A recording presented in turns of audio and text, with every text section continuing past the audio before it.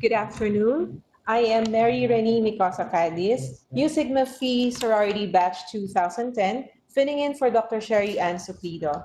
Speaking on behalf of the Aging and Longevity Webinars team of the Mu Sigma Phi Sorority, we are streaming live from the video conference room of the UP Manila Information Management Service, Padre Faura, Ermita, Manila.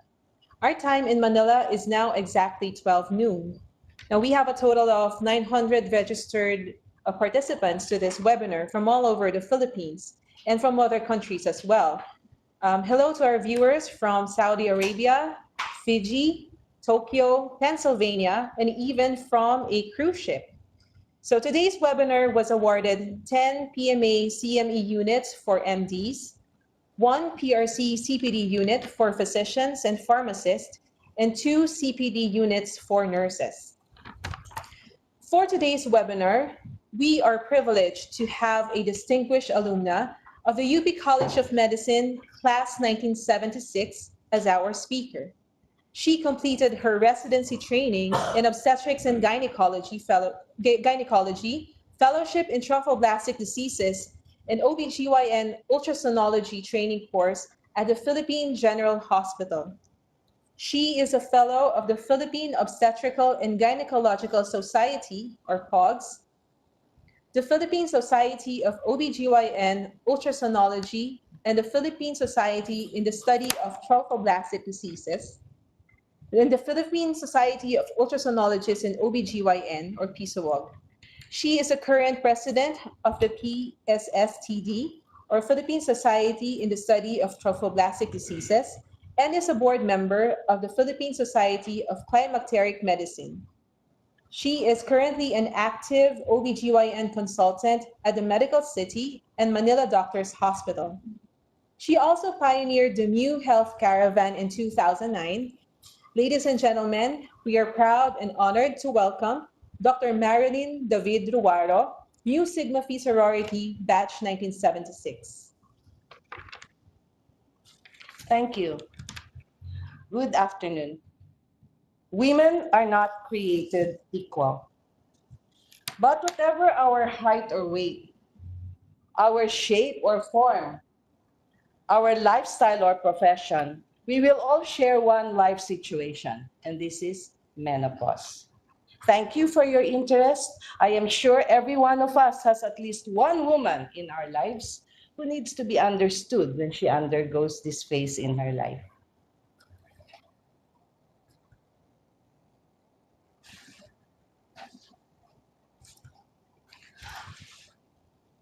Today, I'm going to talk about menopause and what you always wanted to know about it. These are my credentials, as mentioned by our moderator, but while I practice obstetrics and gynecology, my commitment is towards women's health education. First, the question is, how does menopause happen? There are many ways this can occur. One is naturally, next is surgical, next is by medical treatment, and a phenomenon called premature menopause. Natural menopause happens when our follicular activity declines and we lose estrogen, which is the woman's hormone. This occurs worldwide from age 45 to 55 years of age. In the Philippines, it is earlier at 48 years, and average age worldwide is 51. This is defined by having no menstruations for 12 consecutive months. And of course, that means the end of your fertility. When is menopause not natural? When we remove both ovaries, we are surgically menopausal. When we undergo chemotherapy or pelvic radiation, we may have an effect on the ovaries, which may not be permanent. However, there will be a delay in our functions. We have premature menopause, which we now call premature ovarian insufficiency or premature ovarian failure, and this is a phenomenon that is being understood at the present time. So when I say that this is surgical menopause,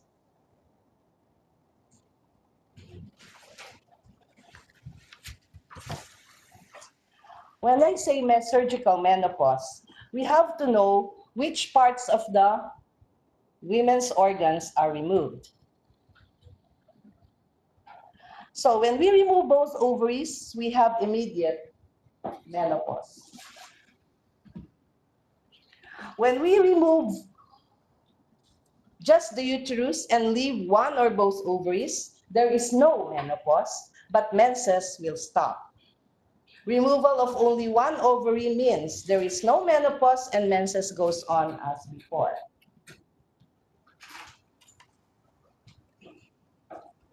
So this is the illustration of how we can surgically be menopausal. So what is the essence of this? That women who undergo surgery must know what is being removed or retained, because then she can explain whether she's menopausal or not. I put questions in premature menopause because it's a new thing being studied right now. And this is when, unfortunately, the woman undergoes menopause at the age of 40, too early. And so that complications are felt longer than usual. So 40% have unknown reasons, 30% shows immune reaction, and then you have genetic and chromosomal abnormalities. Why should we be concerned about menopause? Well, number one, it's inevitable that every one of us will undergo this phase of life. Women's life expectancy is increasing. It affects quality of life, and it contributes to decline in women's general health. Okay, no matter what your lifestyle is, you're going to go there. So that you may have spiky hair, but still you're going to be there.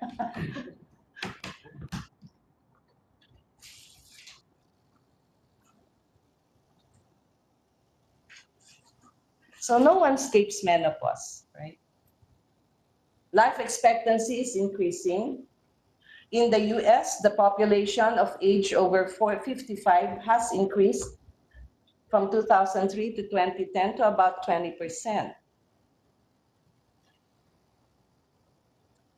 In the Philippines, we expect that by 2020, our expectancy for women will be at the age of 80. Who wants to grow old to be 80? I don't know.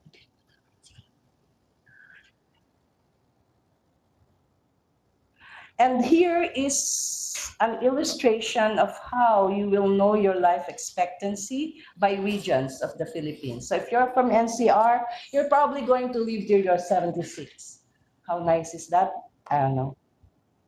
But pretty soon, all of us will be living till the age of 80. Blame your doctors who are so good at managing your health. Women will spend about 1/3 of their lives in the menopausal state, so that's how long we're going to take care of them. And then quality of life is compromised, so that signs and symptoms may disrupt daily living. Most of these symptoms disappear in time, but they may last from 5 to 25 years. So what are these symptoms? I feel weak, I don't feel well, the heat is intolerable, I have become nervous, I toss and turn, I have sleepless nights, I'm temperamental and irritable, I have become a crybaby. Now, that's not the only thing you feel. Here are the top 40 menopausal complaints, and some women come to you thinking they're going crazy. Your answer is, you're not going crazy, honey. It's menopause. So look at the list, and you will see things like electric shock feelings, itchy, crawly skin, insects crawling on your arm, etc. And this is the time that we call perimenopause or menopausal syndrome. And this is when the estrogen loss can happen earlier than when you actually undergo menopause. So it can happen 4 to 8 years before and 1 year after the onset of menopause. And this may be the time when you are most misunderstood. So here's a famous lecturer's slide. It shows the 7 dwarfs. And I think this is how people perceive women in menopause. I don't want to be seen as the last. Look at that picture of a psycho.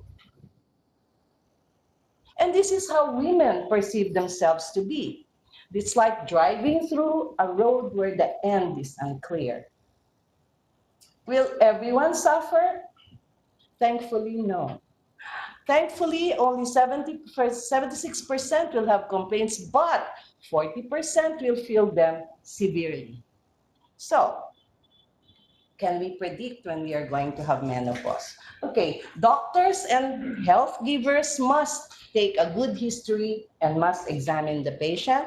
You have to check medical and OBGYN history because your symptoms may not be secondary to menopause.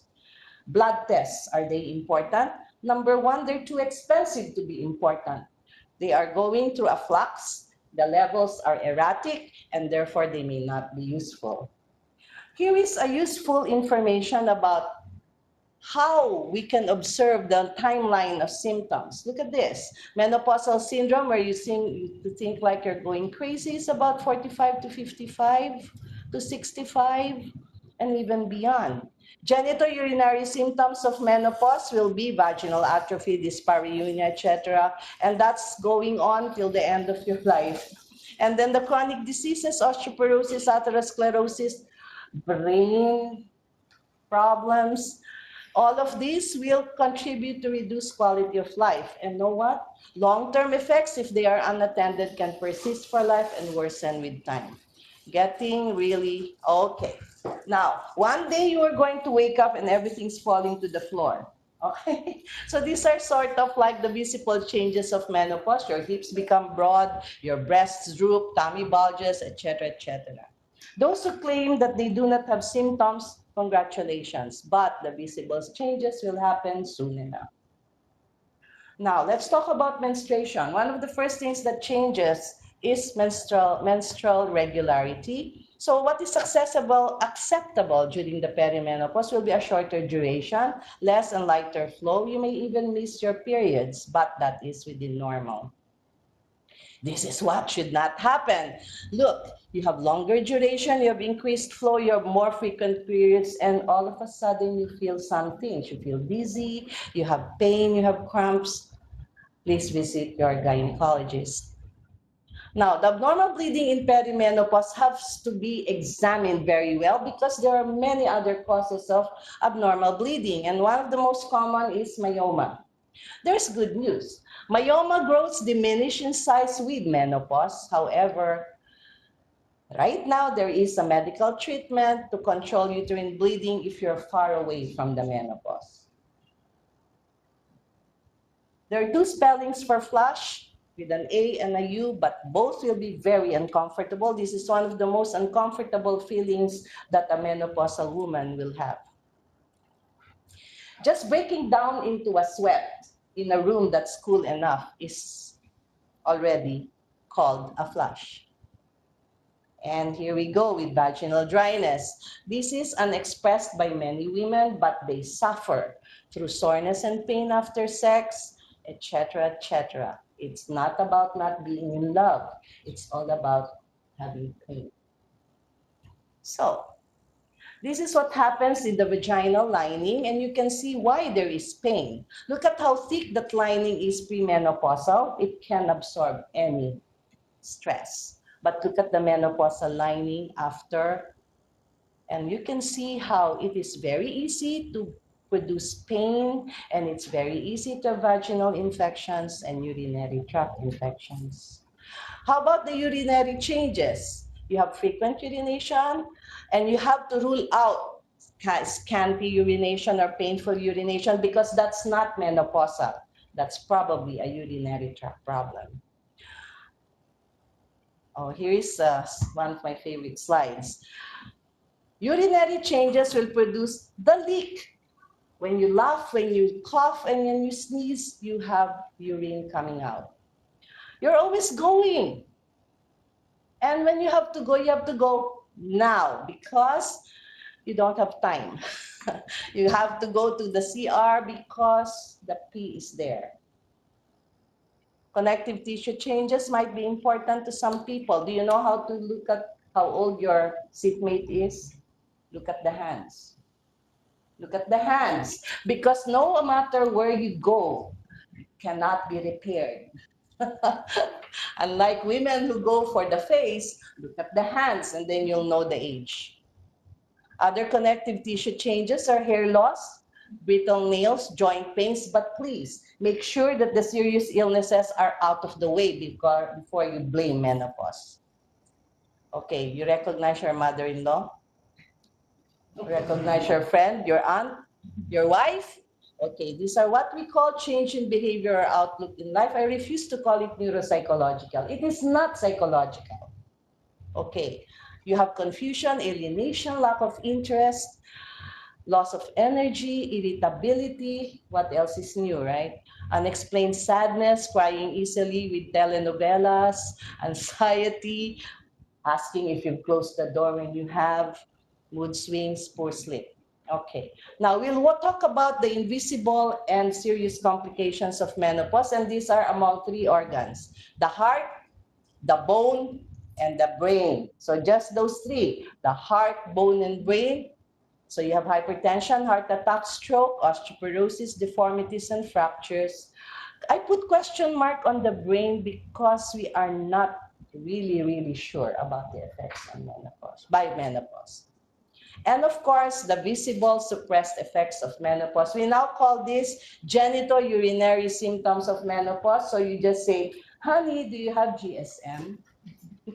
And then you know what that means. The onset is about age 49. If untreated, it will persist for life and it will worsen with time. Okay, among the Filipinos, when they reach the age of 40, they think they cannot get pregnant.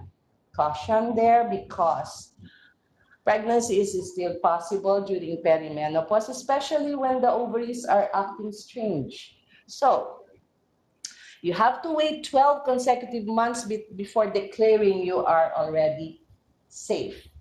So please visit your gynecologist. What to do? Lifetime? What to do? A joint decision-making project is at stake here. And I think that if the patient says she does not want any treatment, respect that. A no treatment decision is still a decision. So, but never should you dismiss a woman who is coming to you with complaints, because by saying it's just a part of life, menopause lang yan, lilipas din yan. No, the complaints must be approached. And how do we do that? We discuss thoroughly if the signs and symptoms are affecting her life.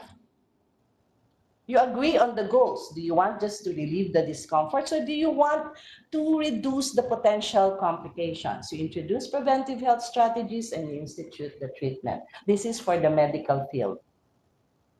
But I think that women must insist that they be managed, because the more important health issues during menopause, which are the chronic diseases, stem from the loss of estrogen. So, what do? We're already doing one important step by teaching you about menopause, because the non-drug therapy is very strong on lifestyle changes, counseling, and education.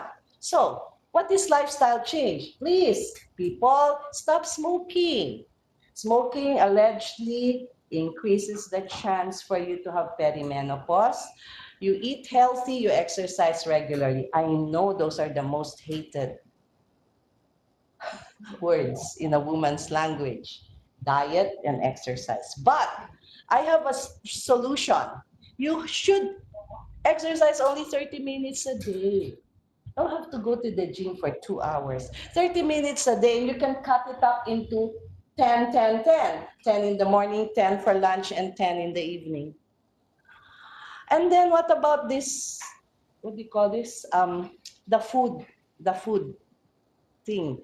Food pyramid. Food pyramid. The food pyramid, I can't understand. So why don't we just approach it in the manner of how we prepare our food? So it should be low fat, low salt, so get away from those fast food chains. Sinigang, nilaga, barbecue, baked, or steamed. Supplements, we just need two. We just need calcium and we need vitamin D for our bones. And then, of course, intellectual stimulation is important. Who among you still does crossword? I do. You read, even if you have to get away from Netflix and read books, please. Okay. And management of menopausal symptoms, we talk about hormone replacement therapy or hormone therapy. And we know that menopausal therapy is the most effective treatment. And this has been borne by research all over the world. So it will relieve the vasomotor symptoms and also GSM. It will also help with osteoporosis. Cardiovascular disease is helped when it is given early. Cognitive disorders and dementia when given early. And of course, skin atrophy is a big thing. Quality of life is improved. So how is HRT given? We give them by tablets. Vaginal creams are too messy and they're probably not in the market anymore. Transdermal patch is sexy and it's effective. And of course, topical estrogen, which is the latest way to administer it. Can everybody have estrogen? No. These are the reasons why you cannot be given estrogen. Therefore, we need alternatives. And one of them is selective tissue estrogenic activity regulator, or STIR. It's called Tibolone, and it will relieve vasomotor symptoms. Also, we have non-hormonal drug prescriptions, which are selective estrogen receptor modulators, bisphosphonates for the bone, calcitonin for the bone, calcium, and vitamin D. Now, let's look at how effective they are. If you give these centrally acting compounds, the SSRIs or the SNRIs, these are antidepressants. And one symptom and one treatment is given, so you have to have medical and obstetrical consult. Complementary and alternative therapies. In the review of history, they do not have enough conclusive evidence of effective relief nor safety compared to menopausal hormone therapy.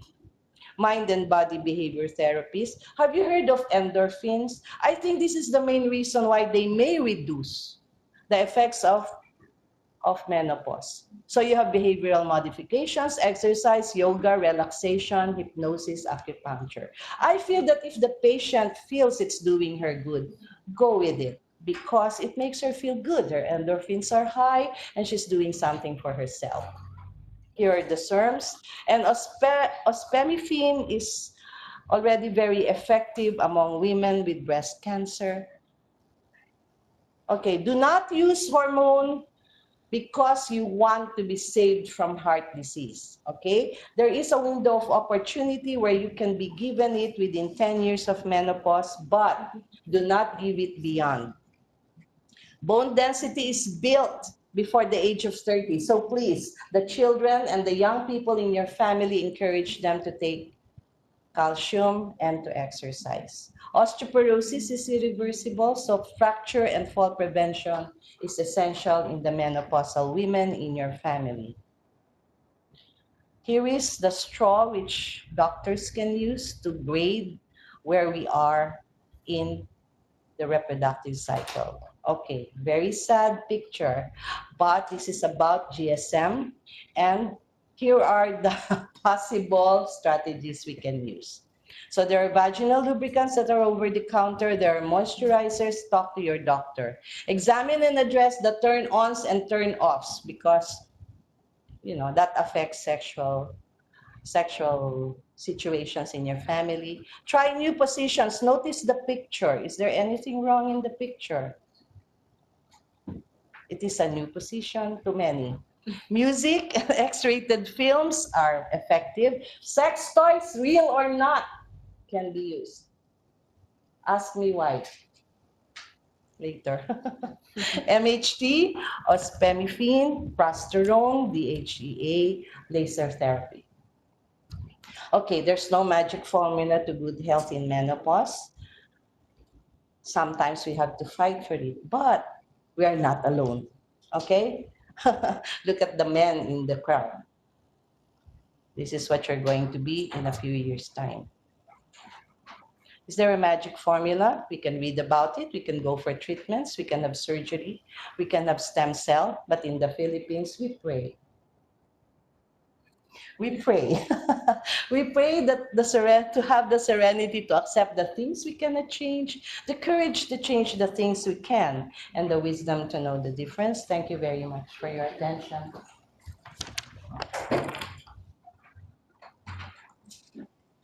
Thank you, Dr. Marilyn David-Ruaro, for that very comprehensive talk.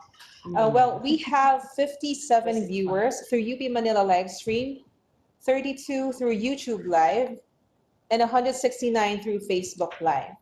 And also we have groups viewing from all over the Philippines. We would like to thank Zoelid Pharma Commercial Solutions for their support to this webinar. Now, we open the forum. We have the question and answer portion. The floor is now open for questions from the audience. Just type in your questions at the Q&A chat box in the right lower corner of the live stream window, or type in comments in YouTube Live or FB Live at Aging Webinars. So we have one question from Mikey. When would you recommend we start HRT? When or what age? It all depends on your discomfort level. I think that age doesn't determine it. It's how much the symptoms are affecting your quality of life. And you must be within 45 to 55 age group, and you must have 12 consecutive months without menses in order for you to be termed as menopausal. However, because the timing of perimenopause is retrospective, I would rely on symptoms.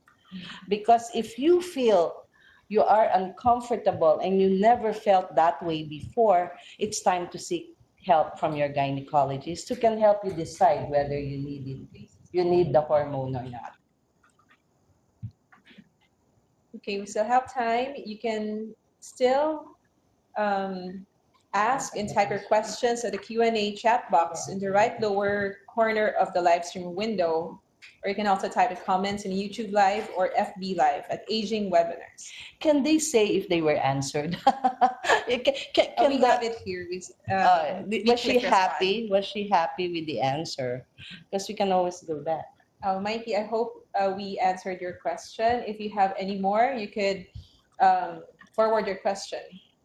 Dr. May I ask here, another question. When will be the best time to freeze egg cells? To freeze egg cells. Oh, whenever you want. Usually when you're undergoing therapy for something. Okay, bad example, but what about chemotherapy? You know that the chemotherapy can have an effect on the ovaries, so you might want to, when you're young, no matter what age you're at, and you want to preserve your fertility, you may go for freezing of your eggs. It all depends on you and your understanding of what you're going to undergo.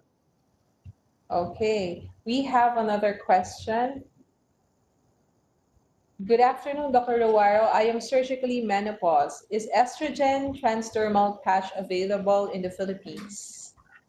Yes, it is. And we have the latest one, which is something that you apply on your skin, and you measure the dose by clicks. So you click, yeah, it's a lotion.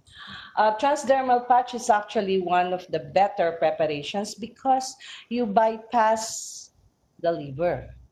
So it is directly absorbed into your bloodstream. So therefore, you do not have to you do not have to go through the liver and have problems with liver disorders, for example, because that will make the absorption bad if you have a liver situation. So I think that transdermal patches are one of the best preparations, and you apply it only twice a week. Would you know the price range, Doctora? So that we would have an idea how much the patients should prepare.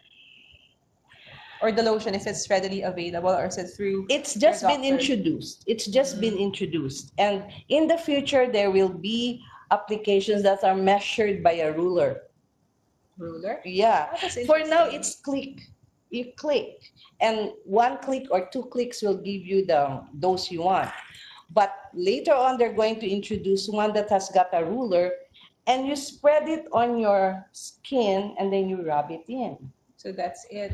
Yeah, so we are advancing. However, we are also losing patents on other preparations. Historically, and I'm one to talk about archives. Historically, we have lost many preparations just Okay. because people are not prescribing them anymore. So this lecture is very helpful in raising awareness to our patients and of Education course is and important, doctors. yes. We have another question. What is the usual dose of estrogen for menopausal patients? It depends on the preparation that you have. There will be um, equine estrogens, and there are estradiol plant estrogens. I prefer plant. The equine's just going to make you run faster. Sorry. Because of the horse. It's just going to make you run faster. But I like because Very you don't witty. because you don't have proteins in your plant estrogens, which the equine has. I'm sorry, I'm not mentioning any brand, but I've always used estradiol, which is a plant estrogen. Now the dose is also equivalent. So there will be like equine CEE. You call it CEE, and I won't mention the brand. You have preparations that are 600. You have preparations that's 1.2 milligrams. However, estradiol is zero point 0.2, etc. So it depends on what you and your doctor will decide for you. Okay. We have another question. Is MHT safe for women with breast nodules, BIRADS 2 or 3 with myoma? Wow, you Very got specific. you got two possible contraindications there. I think that if there are breast nodules, that you must have them examined first and find out whether they are malignant or not.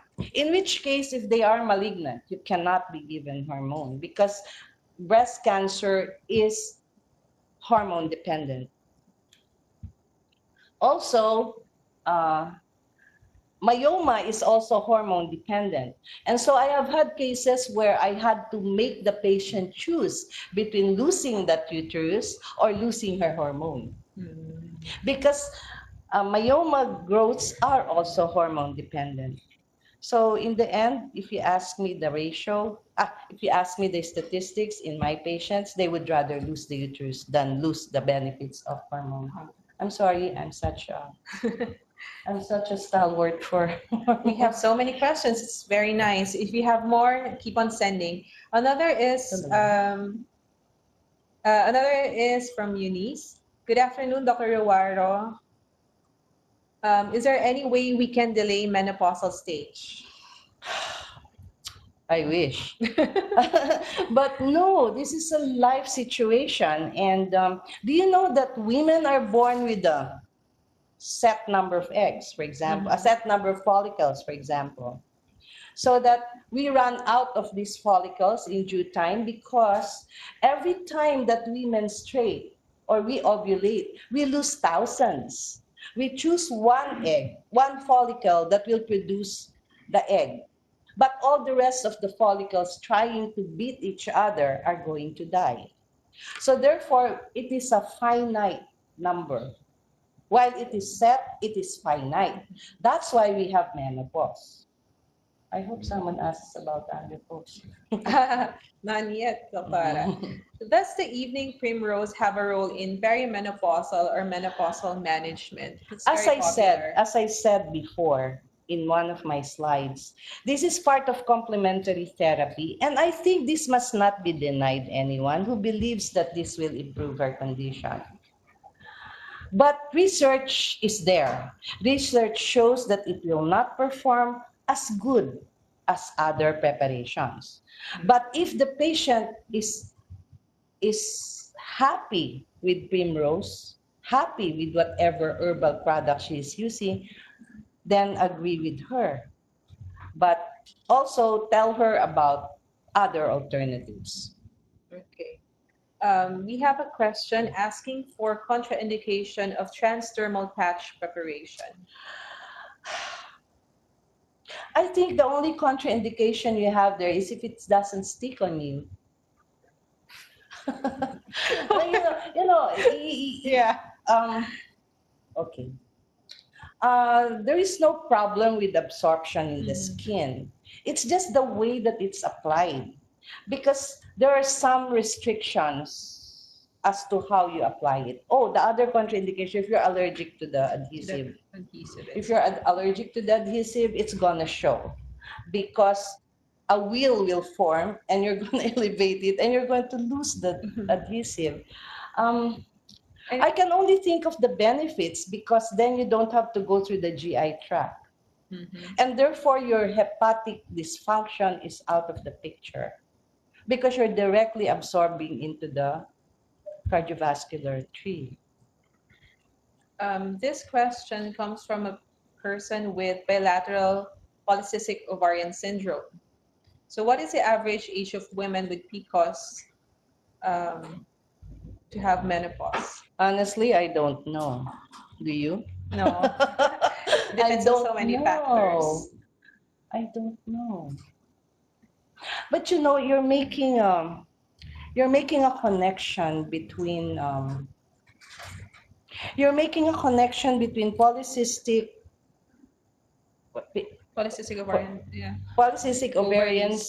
syndrome and menopause. They're totally unrelated. Different. They are totally unrelated because polycystic ovary syndrome is a biochemical already. It is a biochemical situation. Menopause is merely follicles dying, follicles getting old, and eventually not producing the necessary hormone. One question asked, what is atrophy? And is there a medicine to take or prevent it? Okay. Depends on what part. What part are we talking about? Atrophy of what? Atrophy, in general, atrophy is like a drying up thing, right? Like something that's supple and juicy becomes dry. It's like going to the areas where El Nino, El like Nino, pagtuyot, El Nino, where El Nino is very, very strong. Then you see yung mga bitak na, no, atrophy is actually aging. It's not dryness, it's aging. So which part did you want to talk about? Probably the Atrophy of the what? In one of your slides, it was mentioned there's a vaginal atrophy. Probably she's pertaining to that. Atrophy of? What did I say? Vaginal atrophy. Oh, vaginal atrophy. Okay. I did mention GSM. The reason why GSM was introduced, the term genitourinary symptoms of menopause, it was introduced because people got slighted when you said vulvovaginal atrophy. Women got slighted. They'd say, what do you think I am, dried up? And so they wanted a term that was acceptable to all, that many women will not be ashamed to talk about. That's why atrophy was removed. We used to call dryness of the vaginal vault as vulvovaginal atrophy or VVA, but now we say GSM. One, it is more inclusive because it includes urinary tract, which it should actually include.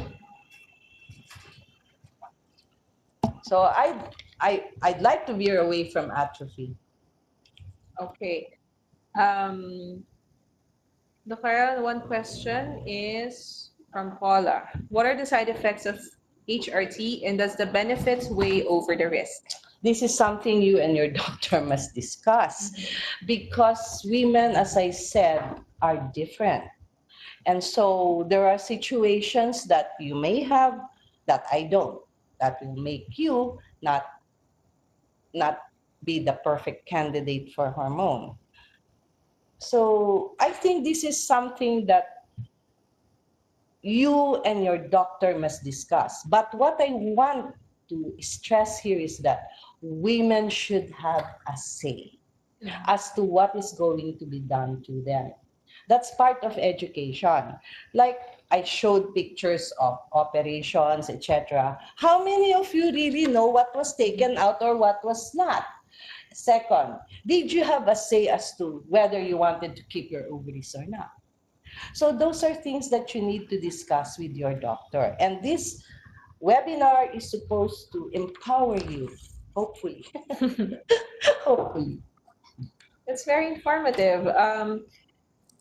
One question is actually more of a comment. One said, I hope it's good. yeah, nothing. It's just that she uses estrogel. It's a dermal gel. The one that she uses though, as an estrogen preparation, but but she's commenting that it's not readily available. Right, because it's a new product. Um, but it's already in the market. Now you can ask her how much because I don't know. I think around 1,000 plus. So that's is taking progesterone-based pills contribute to early menopause from Amina's Amil Hassan. Okay, my question, I want to ask her back. Why is she taking just progesterone? I want you to answer me back. Why only progesterone and for what? So what's the indication for Yeah, the indication for just the pills? unless she's breastfeeding, because that's the best pill to take when you're breastfeeding because it spares you from having your menses. It spares you from the interference with breastfeeding. From Alona Moy Khan.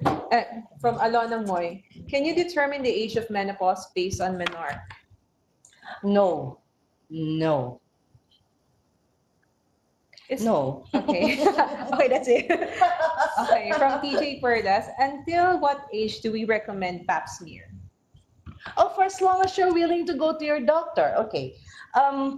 There is a guideline that says that when there are 3 normal pap smears consecutively done, that the patient does not have to go back to her doctor for a repeat pap smear. My principle, personal principle, is that this is the only chance you'll get to examine your patient's blood pressure, her thyroid, her breasts. So I'd like them to come every year because you need to touch bases with your doctor. If I tell you don't come at the age of 60, I may never see you again. And, you've got to have a good evaluation of the patient every year for the rest of her life. So we have a very common question here.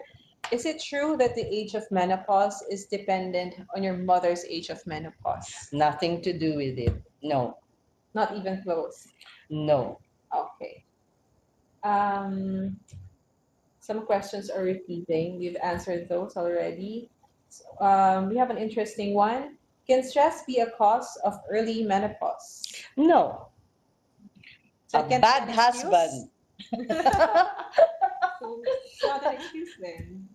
No excuses. No. Okay, she answered, Ruby Reyes answered, estrogel is around 800 per tube. Oh, mura lang. But you should also press for senior citizens discount. That's still without the Yeah. discount. You know what? I was buying something I could take with my hormone, and they said, "Oh no, we can't issue you senior citizens discount because Why is that's that? used for pregnant women." I said, "Thank you." But just to ask, how much is the lotion-based estrogen in the Um, market? how much is it? I don't know. I just met the I just The met distributor. the person who's distributing us here kanina. Mm. He was the one who launched it. This guy. I think we have answered most of the questions. If you have more, I think we still have time. You can still type in your questions. And thank you to all our viewers. So we have around 373 from FB Live and YouTube and 57 from the UP Manila live stream. more questions if you would like to know more about menopause. You know what? I can actually give them my email address if they can ask questions. Is that allowed? They can email me at mruaromd@yahoo.com. Come again, mruaromd@yahoo.com. Lowercase. So all small lowercase. letters. Dr. is very nice. She's actually giving out her No, email address. but you know what? I'm going to answer. But as long as the question is about menopause, huh? Not about whether I have a husband or things like those. Nothing personal, just about menopause. I'll answer them. Okay. Thank you. Another question. Will taking makabuhay, are you familiar with the No. plant? It's the one you usually Oh. makabuhay, the bitter plant. It's Dinospora rumfi. I hope I pronounced that correctly. Can this plant cause early menopause? I don't know what the plant is. It's the one used in abortive fashion. I think it's the one. Well, usually it's the one sold in Quiapo. We've studied that in one of our subjects. Well, before. students, it's part of your research now. You gotta find out what Sorry, it is. so- because I think anything that the patients are prone to take, we must understand. Okay, so Makabu. we can't answer that as of this moment. We have to know more about that plant. Next is, when is the oldest age that cervical cancer vaccine is still used for? Okay, Can I answer that question? Can I answer that question? Okay, let's start. No more. Sorry. You said Because you still have time, Bakara. Okay. You know that vaccines are given to people who are still unexposed.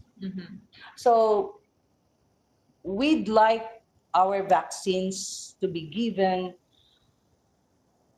to women who have not been exposed to the virus, which is sexually transmitted. So that, but there was a clamor. What if I don't have the strain? So therefore, our principle is if they want to come poke, just vaccinate them. Just vaccinate them because they need protection. Now, let me also say that throughout the years, we have developed the technique to pick up the DNA of HPV and identify the strain. So therefore, if we're able to identify the strain and you don't have the strains that cause 80% of cervical cancers, which is 16, 18, and 45, and then you have the option to say, hey, I don't have that yet. So just maybe I can look, just maybe I can maybe not be protected by being given the vaccine. Also note that the vaccines have now developed from vaccines that contain 2 to vaccines that contain 4. And then now there's a vaccine that contains 9 strains. Why can't you have it?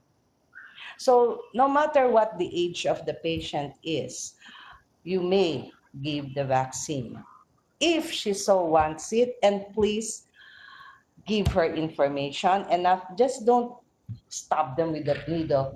Give a lecture, make her understand, make her sign a waiver, because it's not meant for people who are who have been exposed. We have 2 last questions. How can an individual with irregular period determine if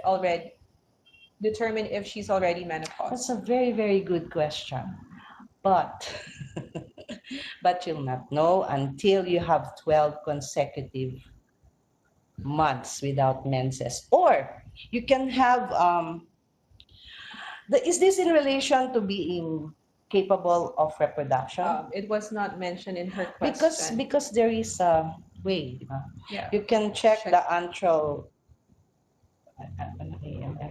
The hormone. You can check the hormone, how much she is producing, if she's still capable, in spite of the fact that she's already missing her menses. But then again, the age factor comes into play. We said 45 to 55. Diyos ko, kung 55 ka na, siguro Siguro naman, no? But But would that be a concern because she's still irregularly menstruating at 55? yes, it is a concern because where's she getting her hormone? Mm. So I think the best way is for her to go to her gynecologist. Maybe the gynecologist is going to check her ovaries, check whether there are size, check the dimensions, etc. And then check whether she's getting her hormone from elsewhere. Yes, that's the last question for this Q&A portion because it was just a repeat. So we had a similar question sent, and at least we have answered that already. Already. Thank you. Yes. So thank you all for the questions. And once again, thank you, Dr. Ruaro, Thank for you, that Rani. very enlightening discussion with the lively presentation for that matter. So, in summary, we have learned so many things actually. But to sum it up, we know that menopause can happen in many ways. So it's not just a natural one. We're now aware that it can be surgical, it can be, of course, natural, it could also be medical and premature. So that's a cause of concern, definitely, if the menopause at such an early age. Next, we're aware of the various symptoms that it could present.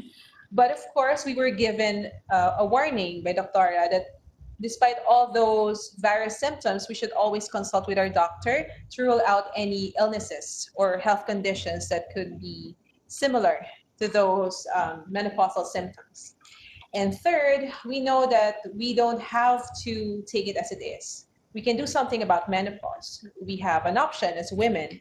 We also have the non pharmacological way of managing it. But of course, we also have medications that could help relieve the menopausal symptoms.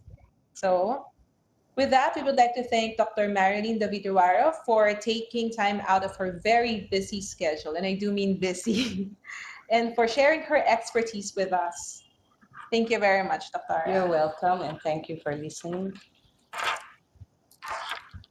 Aging and Longevity Medical Webinars team of the Mu Sigma Phi sorority would like to thank our partners, the UP College of Medicine, UP Medical Foundation, and the Mu Sigma Phi Foundation.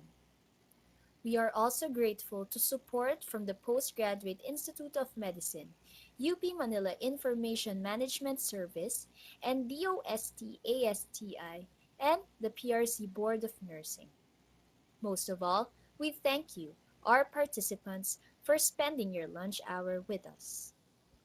We would also like to thank our sponsor, Zwellig Pharma Commercial Solutions.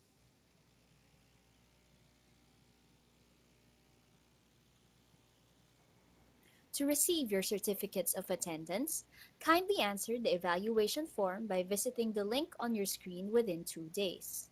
The certificates will be emailed to your registered email addresses within 2 to 4 weeks. Here is a quick view of the schedule of our upcoming webinars.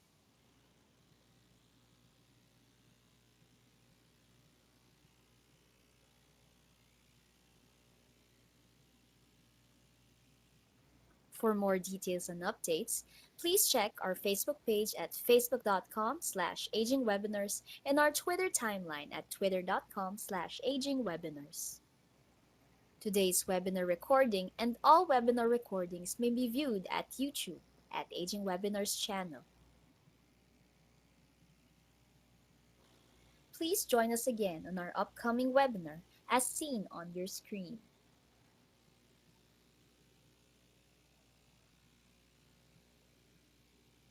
We are also announcing the launch of the OB Pearls book. Get your copies now. We would also like to invite you to attend the UP Med webinars every Wednesdays.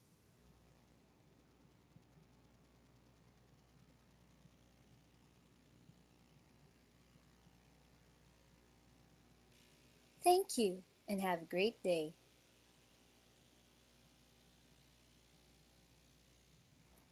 The Aging and